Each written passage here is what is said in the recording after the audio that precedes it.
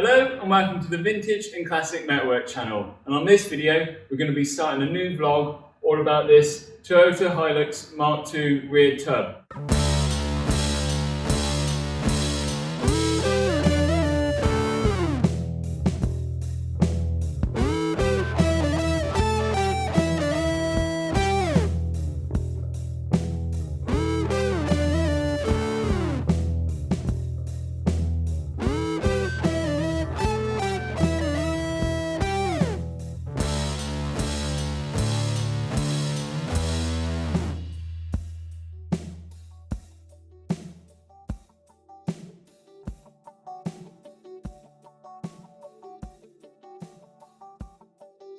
You may have seen it in a few of our videos in the background, and we've been working on it for a few months now. We're replacing a huge amount of metalwork on this, and we thought this is a good opportunity now that the Morgan body, which is hanging up on the wall, has taken a bit of a back seat. And the reason for that is we've had a bit of an issue with the wood, so we put that off to about Christmas time when we get a bit more free time, hopefully. When I've got a few days off work, and then I can attack that. But for the moment, we thought, as the console video has had a lot of interest with the metalwork tips that Andy's shown you, we thought with this, there's so many techniques that we're using to form all the shapes, all the curves around here and all the edges. We thought this is a good example, so I've got to do the other side and all the floor on the bed to show you a few tricks and tips on the metalwork on this, and do a bit of a series on this one. I hope you like it. I'll show you around it now.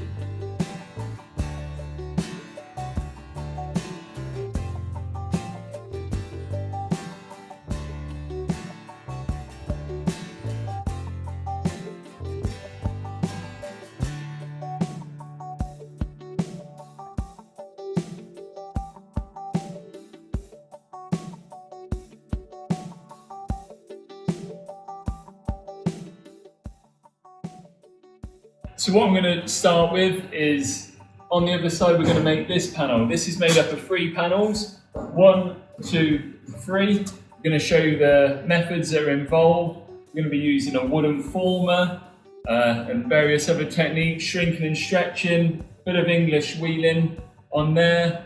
Then we go on to probably this front section, which is also made up of 2 sections here, with a weld down here, and show you how to get the shape in and blend it all in.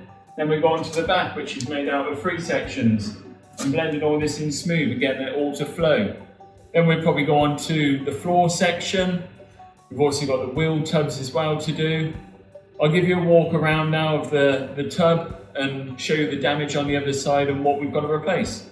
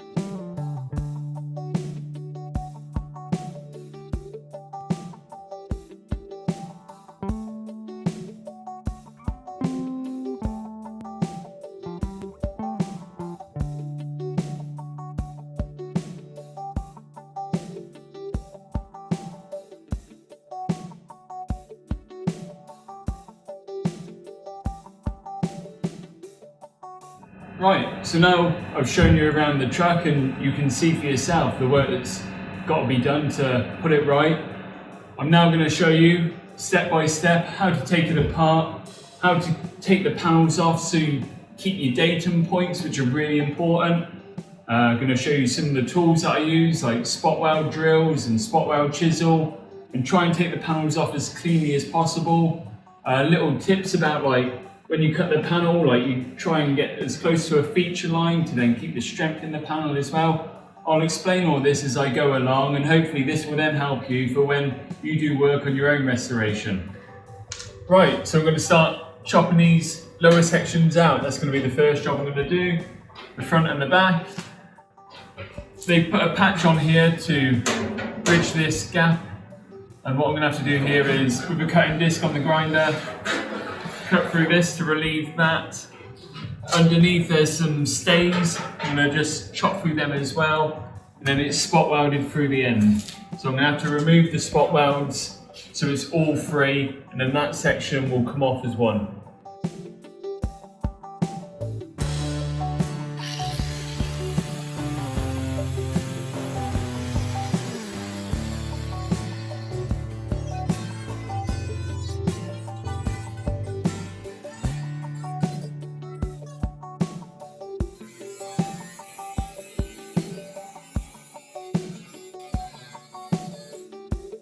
So along this edge here, I know there's a couple of spot welds, but I can't see any of them. So a little tip, I've got a little bit of sandpaper here, and if I just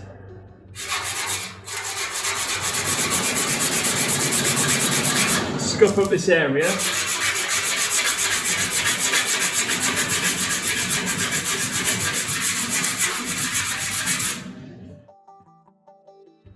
it's revealed very faintly some spot welding marks. So now I've got a datum point with the spot weld drill, so I'm not just drilling in random holes or cause more damage to the panel behind. I've actually got something to go to. Right, so now I've got my witness marks here. There's probably a couple more that I haven't found yet. I'm going to use this spot weld drill. It's from a company called Worth, and this is an 8mm drill bit. What it'll do, it's got a little point on there, which I'll just show you. You put that in the center of the spot weld, and it literally just drill down through the first layer of material and will break that bond between the two metals. And then I use spot weld chisel. This is a Facom one, probably the best £15 that I'd ever spent. I use it all the time. And then what I do is put that in between the panels, side tap with a hammer, and then the panel should separate. Easy as that. Fingers crossed.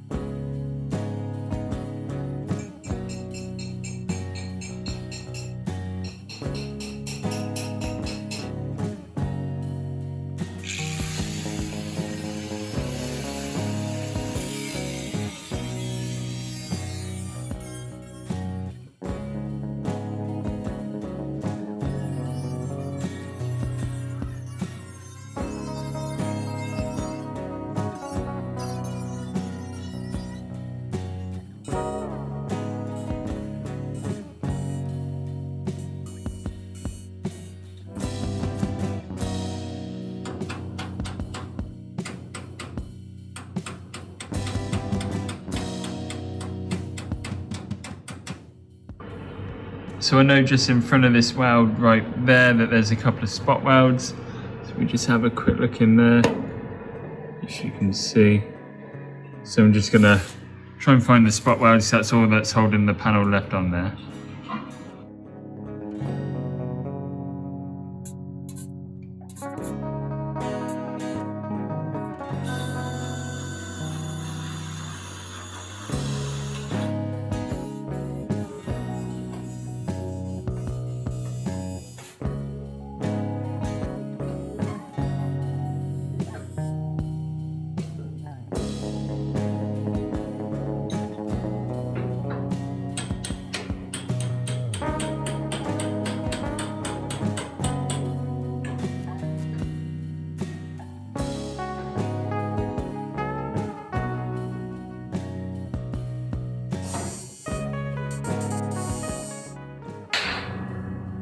Okay, so that's the corners chopped off.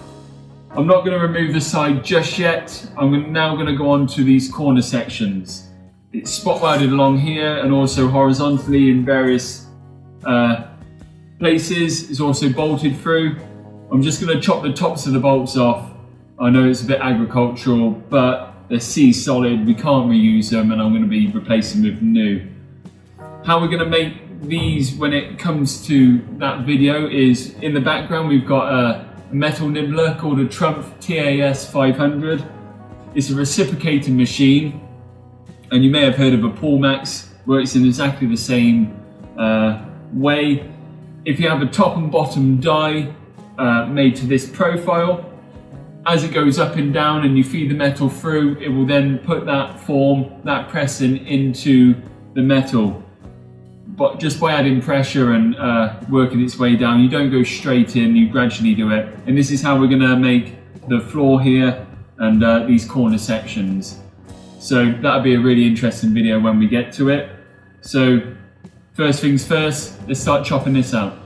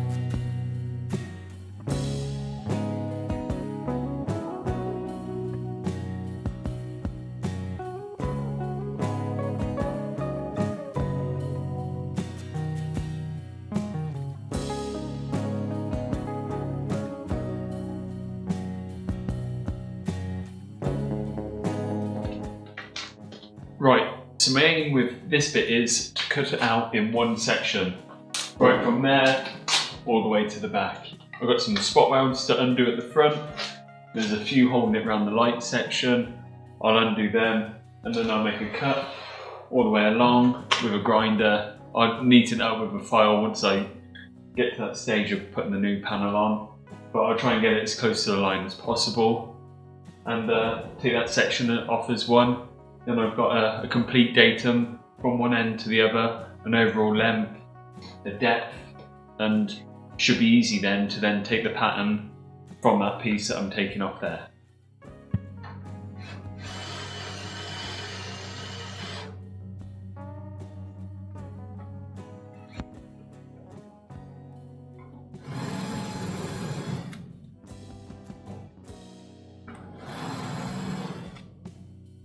So what I'm about to do now is just mark a straight line, the length of the body, and this is going to become my cut line, and I've marked it 10mm from the fold line down, and the reason I've kept it so close to that edge is it helps retain some of the shape once I cut all this panel away, and it gives me something to weld to and enough material and area to dress up once I've welded my new panel in.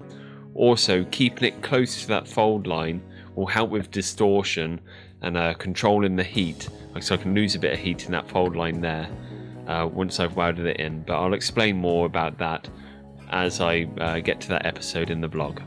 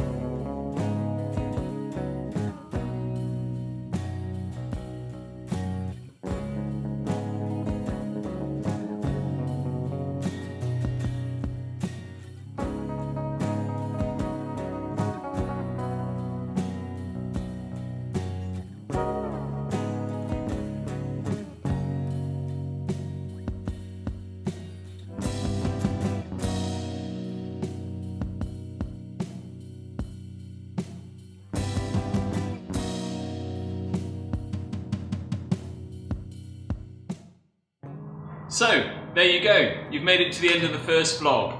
That's all the panels chopped out as neatly as I can to keep as many datum points as possible. In the next vlog, I'm going to tackle the back post there, as that's a real key part of the structure of this.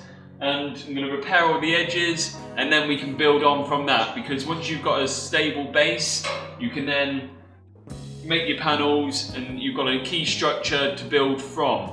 So, that's it. Thanks for making it this far into the video, and hopefully you tune in to the next one. Please like, comment and subscribe, and see you. Thanks very much.